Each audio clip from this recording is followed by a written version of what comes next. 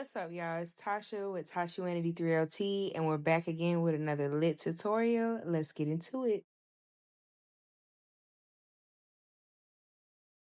Okay, so first things first is we went in, we did the wash. The client's hair wasn't completely dry. I get a lot of questions asking whether it should be wet or dry. It really doesn't matter. By the time you get your client to the styling chair, it's pretty much dry though, but it doesn't matter. So we kind of detangled or combed out the beginning of the wick as well as the root of his hair where he came in with the missing lock. I don't know if he got into a fight with his girlfriend. I don't know if it's tension breakage, but I knew what to do to fix it.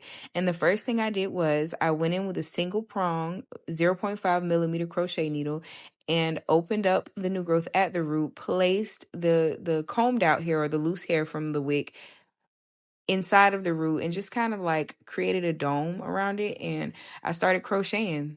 So you want to feel for firmness, you want to rotate, you want to make sure you're pulling the new growth over the wick to kind of disguise it and give it a smooth uniform look. So you can go through the steps, fast forward the video if you want. That's pretty much what we did. Palm roll it to give it some smoothness. Give it a tug to make sure it's secure. And if it's not, then just keep crocheting. Make sure you're pulling the new growth down from the root to make it look smooth. And wear your gloves because those needles are sharp.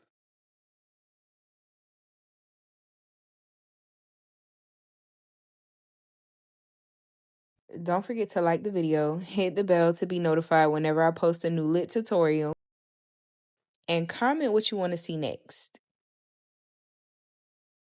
And I'll see y'all in my next video. Bye.